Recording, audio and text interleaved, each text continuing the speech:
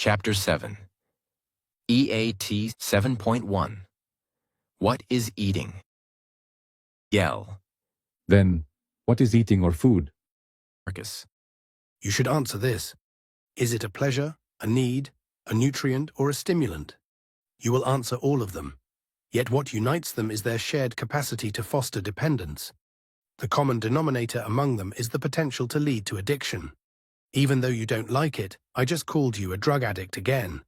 Eating is a habit, like any habit, that leads you sooner or later to addiction, no more and no less. Miguel. Why are we forced to eat when we are young? Markus. Simply because it is your parents' belief, a chubby kid is a healthy kid. What do you think a child wants from food? Of course, the child wants to explore. Parents force them to eat everything, but it is typical to see children and babies who do not want to eat. A pediatrician once told me that more and more parents complain that their children do not want to eat. Instead of taking their children as true teachers who teach them not to eat, they force them. At a certain developmental stage, the child begins to comply with parental expectations, such as finishing their meal, not out of genuine hunger, but as a means of securing attention and affection. Obedience, in this case, becomes a learned behavior linked to emotional reward. Over time, this pattern may lead to an unconscious association between food and love, wherein nourishment becomes a symbolic substitute for emotional connection. This early conditioning helps explain the emergence of food-related cravings and compulsive eating behaviors in later life. Often, what is perceived as hunger may, in fact, be an expression of emotional need, a desire for comfort, reassurance, or physical affection. In this context, the act of eating can serve as a mechanism for self-soothing, particularly in response to anxiety or a longing for nurturing, such as a hug. Miguel. But then, how do you fit anorexia, or thousands of children starving to death in this? Markus. Babies up to 9 months old do not know the separation between the I and mom. Therefore, the baby feels everything that the mom feels automatically. If the mother thinks her child needs to eat, that anxiety is transmitted to the baby. Remember, we talked about how a child cannot get intoxicated by himself, and this intoxication can lead to the so-called disease. Do you understand how everything is linked? In other words, leaving the baby without external influence will connect it to its being and the essence through the universal mind. They know our true needs as well as the best future for us. I mentioned it in the previous chapter. For older children and adults, the beautiful saying from the Bible in Matthew 9:29 applies, "According to your faith, it will be done to you." Faith in reality is blind belief. If you believe you need food to live and don't have it, then you die. It's that simple, programming through beliefs. That is precisely what anorexia means. The subconscious is programmed with, "I need food to live." But on the other hand, they think, "If I eat, I'll gain weight and look ugly." Ultimately, it is a rejection of their physical vehicle. In other words, it is a slow suicide, like any intoxication, which sooner or later leads you to a peak we call illness and brings you closer to the grave. So if they were clear that they didn't need food to live, this unconscious suicide through their personal lies wouldn't work. This is a subject we will go into more depth when discussing illnesses. Miguel. But then why do mothers produce milk? Markus. It's for the same reason. The woman takes the role of mother and believes that she must produce milk. If a woman does not want to produce milk, she will not make it. Conversely, if a man wants to, he does. So everything is according to each one's beliefs. Doubt everything you have heard now and investigate. Yes, man can give milk. Everything happens according to your thoughts about yourself and your programming. So if you take the role of mom, it doesn't matter if you're a man or a woman. That's how you manifest what you believe. But what's also beautiful is when, for example, a baby refuses milk. There's always a reason, and the baby's primary reason lies within the baby. It is possible that the mother has ingested medication or is experiencing strong emotional states, both of which may subtly alter the physiological or energetic quality of the milk. The infant in response may instinctively reject the milk, not out of mere preference, but as a form of innate self-protection. I've already mentioned this. The baby, with the presence of being, knows its best future. Miguel. Give me examples of eating not being a necessity. Markus. Easy. Theoretically, you don't need to demand proof from me if you understand the examples I already gave you. I know your way of thinking, being manipulated, and having difficulty digesting the truth. It will take you a while until sooner or later you come to an understanding. If there is a hypothesis that eating is necessary when only one man does not eat and survives, then that hypothesis will be false. It is like that of swans. If we assume that all swans are white and suddenly a black one comes around, the whole hypothesis falls. So, since some humans don't eat, it is clear that not all humans have to eat either. See the movie. In the beginning, there was light. The functions of the human body, the heart, cells, and respiration, are regulated automatically. Medicine recognizes these activities as homeostasis. Homeostasis is the natural and involuntary tendency to resist changes to maintain a stable and relatively constant internal environment. Observe here, everything your body needs is out of your will. Ego influence. We always think our body lacks sugar, which is nothing more than carbohydrates. So what happens in your body with sugar? Sugar is CnH2OM, and when we ingest it, it breaks down into CO2, which we exhale, and H2O, which we eliminate by urinating. What's left for my body after eating sugar is precisely nothing. You ingest information, but you don't assimilate anything you consume. Yoshinori Osumi is a scientist who won the Nobel Prize in 2016 for his autophagy, self-recycling research, which showed that after approximately 12 hours of fasting, a person enters a self-healing state and thus also rejuvenates their body. It is a state of detoxification. Osumi's research proves that eating is not only a habit, but a bad one, as evidenced by the fact that when you fast, you recover from illness and rejuvenate. If eating were needed to sustain the body, it would be dangerous to fast. And it is not like that. So if fasting means healing, what does it mean to eat?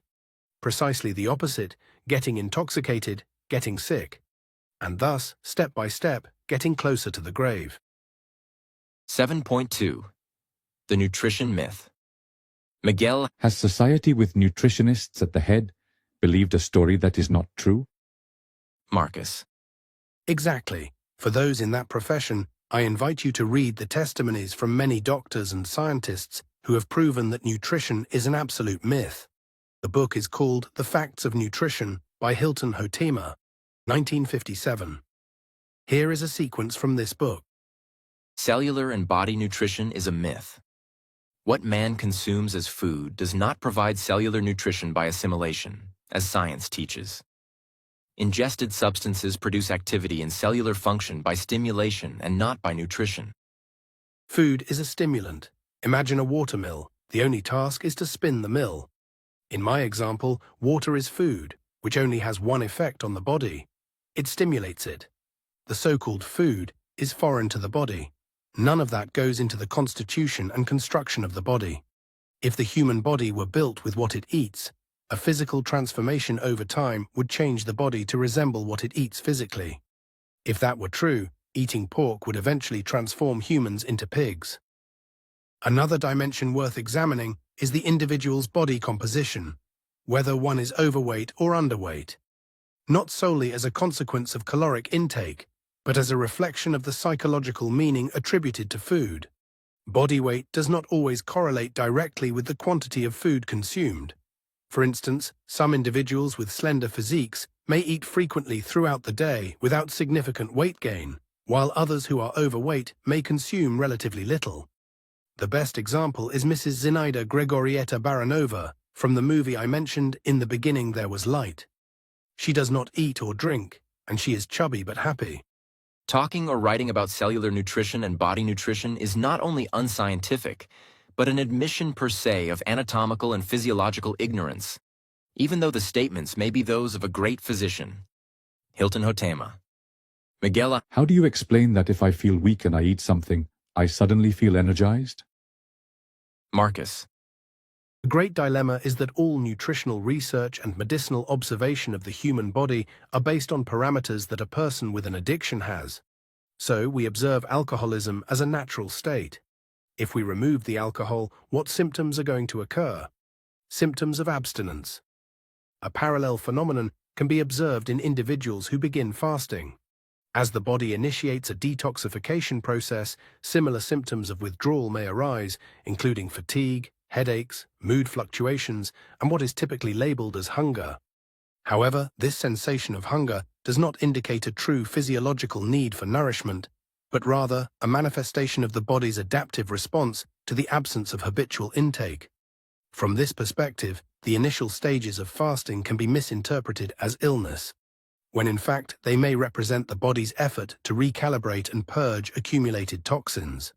So if you use any drug by supplying it, your body receives it happily, and the withdrawal symptom subsides. This is why, if you feel weak, it is a sign of the withdrawal symptom, and your body is trying to get toxins out of the body, but you are interpreting it as the body demanding something, the drug. You eat something and the body is happy. In other words, food is the stimulant, the drug to anesthetize, narcotize, or dull the discomfort associated with detoxification. In this sense, habitual eating can be understood as a conditioned response to avoid withdrawal or numb the symptoms of detoxification, known in sports as doping. Miguel? So why do we have intestines? Markus? Let's return to our childhood, where we put everything in our mouths because the mouth is one of our exploration tools. Of course, to play in the world and explore certain flavors requires intestines that eliminate what is ingested. I invite you again to observe that a baby's digestive system is not suitable for eating from the beginning, which means that little by little, our body has to adapt to food toxins. If you give a baby an adult's food at once, you kill it. Why is that happening? Is food supposed to be nutritious? The truth is that nutrition, as defined by science, is nothing more than adaptation to different toxins, and when the body becomes addicted, shows withdrawal symptoms. Nutritionists define this as a lack of protein, minerals, vitamins, etc. Of course, in your current life, you can use your intestines to play with certain flavors, fruits, etc., and explore through your palate. But of course, an alcoholic would never tell me he is enjoying his beer. If I am addicted, I do not play because I am a slave to my addiction. I am adding these comments because people always ask me, why do we have teeth? You mainly have teeth in order to speak. Try to listen to grandparents who no longer have teeth, or try covering your teeth with your lips and then say a few sentences, especially those containing the letters S, Z, C, X. You'll quickly notice how difficult it becomes. Of course, teeth also help us chew and play with things in our mouth. Naturally, the human body evolved from animals, from the monkey specifically, but what truly differentiates us from animals is this: we have free will, even if not all of us use it. Miguel? Speaking of energy, what do you think about sungazing, the act of looking directly at the sun, pranayama, conscious breathing, and other feeding techniques? Markus? You're funny. I just told you nutrition is a myth, and then you come along again with the term feed. There you can observe your profound mental manipulation and the immense brainwashing that the system has done to you. You are not alone. As I have told you before, all this movement of pranic living and breatharianism is part of the manipulation. What you can observe through the movie In the Beginning There Was Light is that during the whole documentary, nobody drops the idea of nutrition. This is the confusion of everything, but we will return to your question. I avoid having opinions because I am not Markus, and only the ego can have opinions and beliefs. I can see that energy does not come from the physical plane. When you look at the sun and think it's feeding you, it's the same as when you open the fridge and eat. You think you're feeding yourself. That is a belief. The source of life is the being, not something physical. Practices such as pranayama, walking barefoot on grass, hugging a tree, Reiki, or other energy-based modalities are often interpreted as methods of recharging the body with energy. However, these practices may function quite differently than commonly believed. Rather than supplying energy to the individual, they may serve as mechanisms for emotional or energetic discharge. In this view, what is experienced as revitalization is not the result of acquiring external energy, but rather the physiological and psychological relief that follows the release of accumulated emotional tension or internalized stress. The sensation of lightness or clarity that follows such activities may be misinterpreted as having been energized, when in fact it reflects a reduction in internal burden. An essential first step in any process of self-healing is to recognize one's own state of intoxication. Through practices such as conscious breathing and various integrative methods, it is indeed possible to support the body's detoxification processes. However, in my view, the most critical focus should be directed toward the source of the intoxication. Identifying what, or through what mechanisms, we are actively intoxicating ourselves. Without this awareness, attempts at detoxification may remain superficial or cyclical. Furthermore, it is important to acknowledge that the true source of life does not arise from the material or physical domain. Rather, it emanates from the non-visible dimension, what some traditions and cosmologies may describe as dark energy, the energetic field, or simply the source.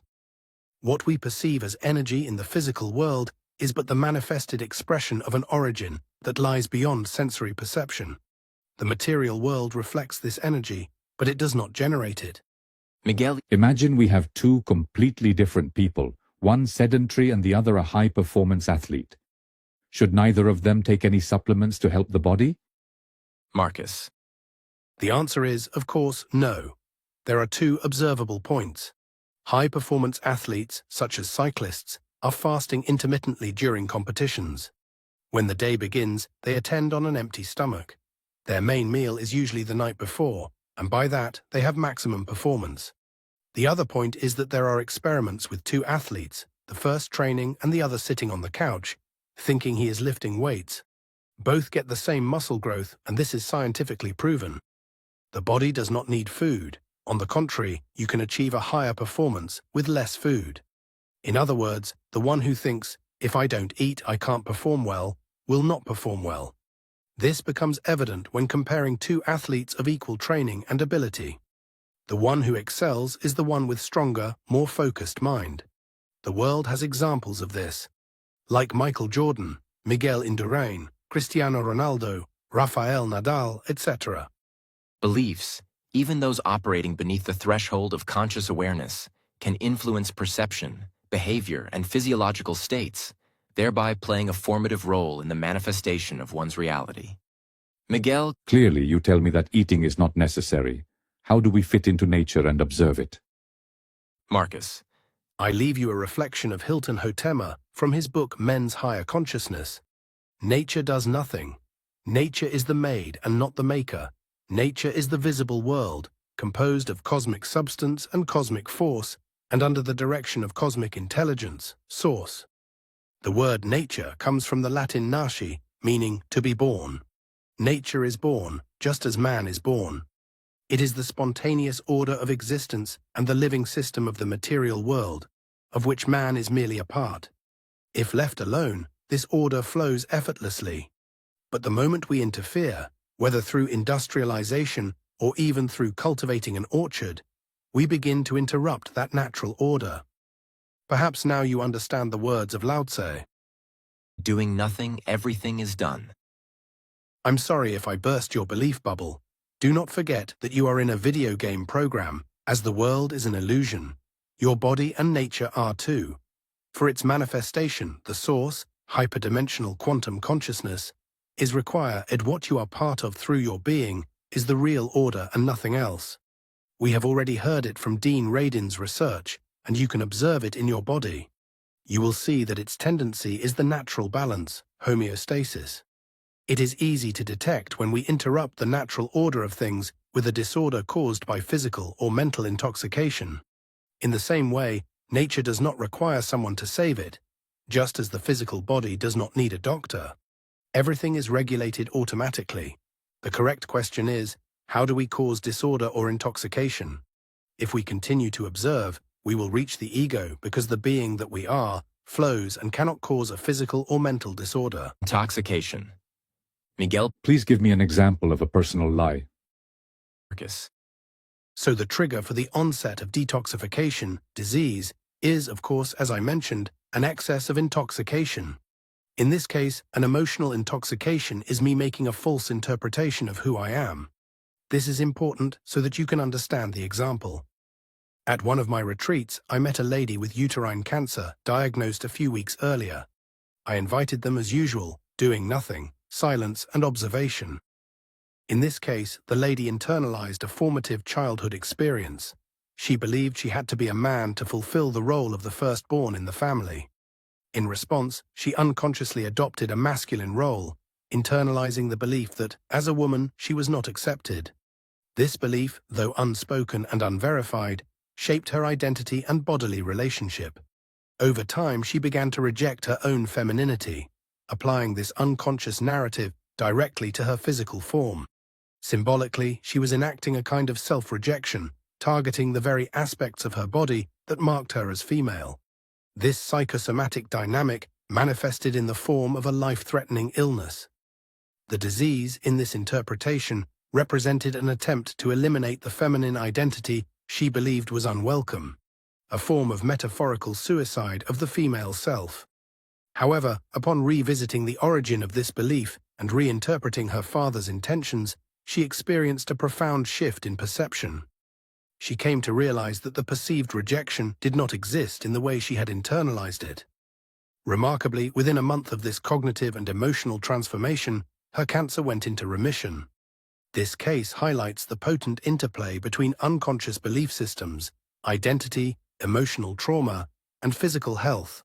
It illustrates how deeply rooted psychological interpretations can manifest in the body, and how healing may begin through a process of self-inquiry, reinterpretation, and integration. The process is simple. Observation, comprehension. Nullifies mental intoxication. Healing. Miguel. But why do you say there was no such rejection? Markus. Rejection is the interpretation of a feeling you don't understand. The rejection you feel is from the ego, not from the self. If rejection can only exist in the ego, then illness can too. It is a creation of the ego. However, when these emotional reactions are observed with pure awareness, without judgment, attachment, or assigned meaning, they lose their potency. The phenomenon appears and disappears with the same neutrality with which it is seen. Thus, the key lies not in resisting what arises, but in questioning why we assign meaning to our experiences, especially when we accept the premise that much of our perceived reality may be illusory. You provide value to an illusion. How absurd. As children, we are often taught to associate darkness with danger or misfortune, leading to fear and anxiety in the absence of light. Over time, however, this fear tends to dissolve as we mature and come to understand that darkness is simply the absence of light, neither good nor bad in itself. Once this realization occurs and no further meaning is projected onto darkness, the fear subsides. The same is valid for diseases, onset of detoxification based on personal intoxication. Let us consider the child in their original, unconditioned state, free from attachments, cultural imprints, and the belief systems often unconsciously transmitted by parents and society. In this state, the child is unburdened by meaning-making structures, nothing holds particular value, and nothing is perceived as intrinsically important. The child shares freely, engages in play without possessiveness, and interacts with the world without judgment or expectation. This is pure play, a spontaneous, egoless mode of being. However, as beliefs, cultural norms, regulations, and emotional attachments begin to shape the child's worldview, a shift occurs. The spontaneous innocence once inherent in the child gives way to identification, comparison, and control. This transition marks what can be described as a fall from innocence, a psychological descent from presence into conditioning. The ego, gradually formed through socialization, begins to mediate the child's experiences. In contrast, a child free from egoic structures, unconcerned with identity, status, or possession, embodies a state of joy, vitality, and health. This suggests that emotional well-being and physiological vitality may be closely tied to the absence of ego. Miguel. Markus, can you elaborate on that a little more? Markus. Below, we can see in the graph that our physical body has different degrees of intoxication, according to my observations. And as you can see, the part usually overlooked is the mental part, through our lies, for example, the idea of abandonment. Then comes food and the environment, cities, pollution, etc. What's also very noteworthy is that our body has to gradually get used to intoxication, which is represented by the adaptation line, so it can't be a natural process. We'll go into more detail later because adaptation and immunity differ from vitality. So, in our daily observation, we can understand through our eating habits much of the anxiety that drives us to eat. Through intermittent fasting, we'll take the first step toward understanding the cause of our anxiety, which is the primary trigger that drives us to eat. You know I like to play and observe words, so let's look at the word disease in Spanish, enfermedad, where it is said directly, dividing it in en equals within. Ferme comes from ferment, da is giving, producing, generating. Then translating it means equals generating fermentation within. In other words, putrefaction. It may be hard to hear, but in a way, all food is fermented and produces alcohol in your body. So you have an alcohol use disorder. And this putrefaction, of course, is a foretaste of the final decomposition, which happens after physical death. Any intoxication gets you closer to death. 7.4 Quantum Vampirism.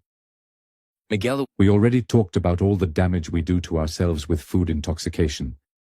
Is there another aspect where this habit hurts us? Markus. Earlier, I mentioned our ignorance regarding manipulation and how we permit the theft of parts of our lives, essence, consciousness. When we look at everything we see in the illusion in this video game, absolute consciousness is required for something to manifest here, be it a stone, a tree, or a human. This reflection led me to consider the transformation of a simple object, such as a wooden stick, through the act of creation. As children, we often played with pieces of wood, carving them into tools or instruments, such as flutes. In this process, one could say that two forms of consciousness, one belonging to the natural material, the wood, and the other to the child, come into relation. The result is not merely an object, but a symbolic fusion. The flute now carries the intentionality of the child and the living memory of the tree. It becomes a new form, imbued with the essence of both. In the aspect of the food, the fusion is not so beautiful, but from my observation, it must fusion in the same way. Only that we absorb the consciousness we consume. I want you to consider that if, out of ignorance, we consume something, we also absorb the consciousness of what we eat. For instance, when a child swallows a toy, the toy is eventually expelled. However, in the case of food, I perceive it differently. The consciousness of a carrot merges with ours. We are aware that we unconsciously steal some essence from a living being. Here is my observation. When we steal something, we simultaneously permit it to take something from us, due to the principle of energy balance, karma, mentioned above. I may delve deeper into this concept when we discuss spirits and parasites. Let's summarize what we've discussed in this chapter. We eat not because we have to eat, but because we feel it's a pleasure, false enjoyment, or a belief we've been raised with or observed. We eat based on the emotions we generate, searching for love. Nutrition is a myth. Food is our stimulant, our drug, to calm our anxiety, and that's what leads us to addiction. Our ignorance about food makes us vulnerable to being used, or rather, having our life essence used by others,